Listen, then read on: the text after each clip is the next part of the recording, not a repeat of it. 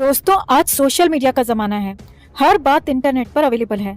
मतलब हमें किसी इंसान के बारे में जानना है या अगर हमें किसी इंडस्ट्री के बारे में जानना है तो सिर्फ एक क्लिक पर सारी जानकारी हमारे सामने होती है।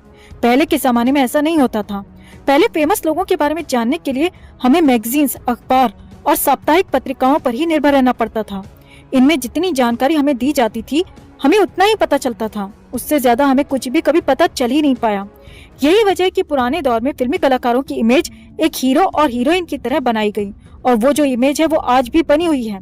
बॉलीवुड के जितने सीक्रेट्स आज हमारे सामने आ पाते हैं वैसा पहले कभी नहीं होता था दोस्तों। आज बच्चे बच्चे को पता है कि बॉलीवुड में आसानी से जगह कैसे बनाई जाती है, बॉलीवुड की लाइफ कैसी होती है। लेकिन कम स्ट्रगल में ज्यादा काम वही कर पाएगा जो यहाँ पर साम दाम दंड भेद हर तरह की नीति अपनाएगा, यानी जिसे काम के बदले में हर तरह का सौदा करना मंजूर होगा। जो ये काम कर सकते हैं वो यहाँ पर टिक पाएंगे और जो नहीं कर पाते हैं वो 1, 2, 3, 4 साल के बाद गायब हो जाएंगे।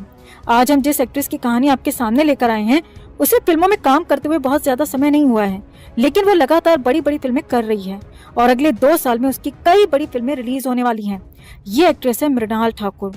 मृणाल ठाकुर का जन्म हुआ था 1 अगस्त 1992 को महाराष्ट्र के धुले में। इसके पिता एक बैंकर थे जिनकी गवर्नमेंट जॉब थी और इनकी माँ एक गृहिणी। मृणाल ने अपनी स्कूलिंग और कॉलेज मुंबई से ही पूरे किए हैं।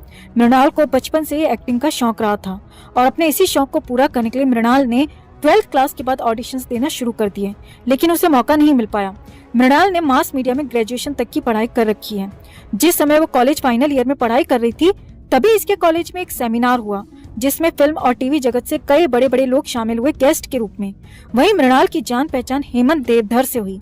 हेमंत देवधर एक टीवी सीरियल डायरेक्टर हैं। मृणाल और हेमंत की जान पहचान कैसे हुई ये आप समझ सकते हैं, क्योंकि कॉलेज में अकेली मृणाल नहीं थी जो हेमंत के कॉलेज में आते ही या जो हेमंत के कॉलेज में पहुंचते ही उनकी नजर में आ गई।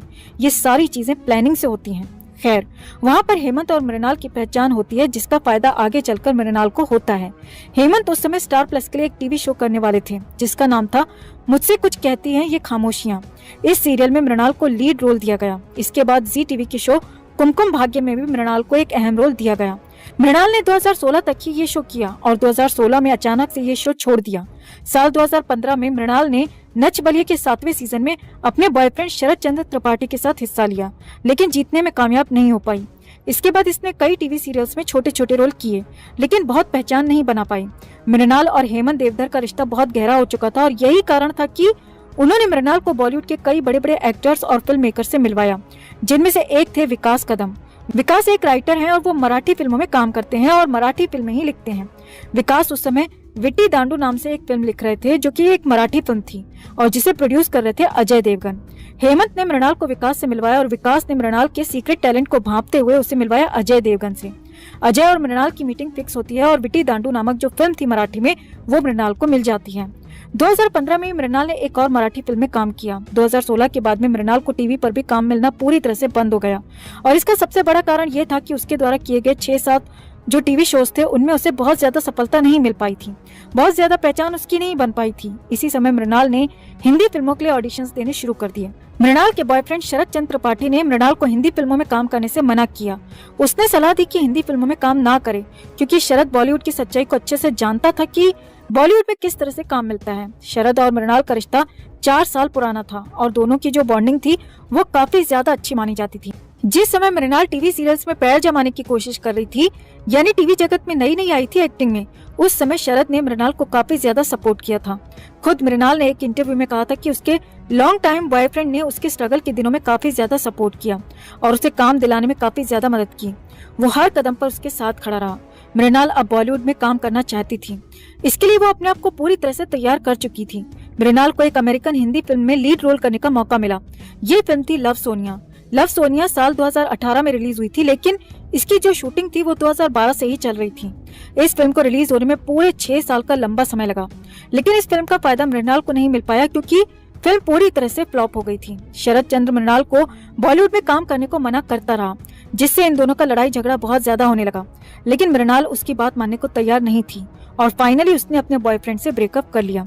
खुद मृणाल ने अपने एक इंटरव्यू के दौरान ये बात स्वीकार की है कि उसका अपने बॉयफ्रेंड से इसी बात पर ब्रेकअप हो गया था क्योंकि वो हिंदी फिल्मों में काम करने के खिलाफ था। वो चाहता था कि मैं हिंदी फिल्मों में काम ना करूं, इसीलिए मैंने अपने लॉन्ग टाइम बॉयफ्रेंड को छोड़ दिया। अपने बॉयफ्रेंड से रिश्ता तोड़ देने के बाद मृणाल बॉलीवुड की बड़ी बड़ी फिल्मी पार्टीज में जाने लगती है, जहां मृणाल की मुलाकात हुई टी सीरीज के भूषण कुमार से। भूषण कुमार तो वैसे भी इस तरह के शिकार ढूंढता रहता है। भूषण कुमार मृणाल पर लट्टू था और उसने मृणाल को अपनी नई फिल्म बाटला हाउस में कास्ट कर लिया, जिसमें जॉन अब्राहम के साथ मृणाल लीड रोल में थी। इसी दौरान मृणाल को ऋतिक रोशन के साथ सुपर 30 नाम की एक और फिल्म मिल गई। सुपर 30 दिलाने में भी भूषण कुमार ने ही मृणाल की काफी ज्यादा मदद की थी, और बॉलीवुड में कोई किसी की फ्री में मदद नहीं करता है, ये बात आप सब भी अच्छे से जानते हैं दोस्तों। बाटला हाउस को बनने में थोड़ा समय ज्यादा लगता है, तो वहीं सुपर 30 की शूटिंग जल्दी पूरी हो गई, जिससे सुपर 30 रिलीज पहले हो जाती है और उसके बाद रिलीज होती है बाटला हाउस। ये दोनों फिल्में 2019 में रिलीज हुई थी और दोनों फिल्में सफल फिल्में थीं। ये दोनों फिल्में सफल भले ही थीं, लेकिन मृणाल को इनकी सफलता से कोई खास फायदा नहीं हो पाया। और 2020 में मृणाल की एक OTT फिल्म आई थी जिसका नाम था घोस्ट स्टोरीज। घोस्ट स्टोरीज 4 कहानियों की एक फिल्म थी और मृणाल ने उन 4 में से एक कहानी में रोल प्ले किया था। साल 2021 में मृणाल की 2 फिल्में आई, एक थी फरहान अख्तर के साथ तूफान और दूसरी थी कार्तिक आर्यन के साथ धमाका। ये दोनों फिल्में OTT रिलीज थी, यानी फिल्मों की सफलता का कोई सबूत नहीं था। वैसे भी तूफान को तो फ्लॉप करार दे दिया गया था। वहीं धमाका की बात की जाए तो धमाका की थोड़ी सी तारीफ हुई थी। मृणाल की अभी तक 2 फिल्में सफल हो चुकी हैं, लेकिन उनमें मृणाल का रोल ऐसा नहीं था कि इसने वो फिल्में अपने दम पर सफल कराई थी। बाटला हाउस में तो मृणाल का जो रोल था वो मात्र शोपीस था। वहीं सुपर 30 में अगर बात की जाए तो डायरेक्टर का सारा फोकस ऋतिक रोशन पर था। शॉर्ट में कहा जाए तो मृणाल अभी तक अपनी एक्टिंग से बहुत ज्यादा प्रभावित नहीं कर पाई है और अपनी एक्टिंग के दम पर कोई भी फिल्म सफल नहीं बना पाई है, लेकिन फिर भी इसे लगातार आज के समय में कई फिल्में मिल रही हैं। इस समय मृणाल के पास अगर बात की जाए तो लगभग 5 से 6 हिंदी फिल्में हैं, 2 फिल्में साउथ की हैं। बिना किसी परफॉर्मेंस के बाद भी मृणाल के पास 7 से 8 फिल्में होना बताता है कि मृणाल इस समय किस दिशा में आगे बढ़ रही है। मृणाल ने अभी तक सिर्फ 8 फिल्मों में ही काम किया है, जिनमें से इसकी 2 फिल्में तो मराठी फिल्में थीं, जिनमें मृणाल को ना के बराबर फीस मिली थी। इसके अलावा 2 फिल्में इसकी लो बजट फिल्में थीं और उनमें भी इसकी फीस बहुत ज्यादा नहीं थी। सुपर 30 और बाटला हाउस के लिए मृणाल को 75 लाख रुपए की फीस मिली थी पर मूवी। वहीं धमाका और तूफान की बात की जाए तो इसके लिए मृणाल को मिली 1 करोड़ रुपए की फीस। मृणाल की फिल्मों और टीवी सीरियल से कुल कमाई अगर देखी जाए तो 5 से 6 करोड़ रुपए होनी चाहिए, लेकिन मृणाल की 4-6 फिल्मों के बाद ही नेटवर्थ होती है 15 करोड़ रुपए। बॉलीवुड एक माया नगरी है दोस्तों, यहाँ पर एक्ट्रेस भले ही ज्यादा फीस ना ले, भले ही ज्यादा फिल्में ना कर पाए, लेकिन उसकी नेटवर्थ दिन दूनी रात चौगनी बढ़ती जाती है। मृणाल के अफेयर की बात की जाए तो शरद चंद्र त्रिपाठी के बाद मृणाल का नाम जुड़ा था टीवी एक्टर कुशाल टंडन के साथ। कुशाल का उस समय गौर खान से ब्रेकअप हुआ था। कुशाल के बाद मृणाल का सारा फोकस अपनी नेटवर्थ बढ़ाने में और फिल्में झटकने पर है, और अभी उसे बॉयफ्रेंड की खास जरूरत भी नहीं है। मृणाल ने कम मेहनत में ज्यादा ग्रोथ की है, अभी भी वो अपनी रफ्तार से दौड़ रही है। मृणाल ठाकुर एक अकेली लड़की नहीं है जो कम मेहनत में ज्यादा सफल हुई है, ऐसे यहाँ पर बहुत सारे नाम हैं। आज की डेट में बॉलीवुड में हर कोई चाहता है कि शॉर्टकट यूज करके जल्दी से नेम फेम और मनी गेन कर ली जाए। बॉलीवुड की बात इसीलिए सामने आ जाती है क्योंकि मीडिया और सोशल मीडिया की नजर इस पर लगातार बनी होती है। किसी भी फिल्म में शॉर्टकट मारकर सफलता पाने को आप किस तरह से देखते हैं? कमेंट में आप भी अपनी बात अपनी राय जरूर रखें। वीडियो को लाइक और शेयर कर अपना प्यार और सपोर्ट भी जरूर दिखाएं। चैनल के साथ जुड़कर चैनल को सब्सक्राइब कर हमारी आवाज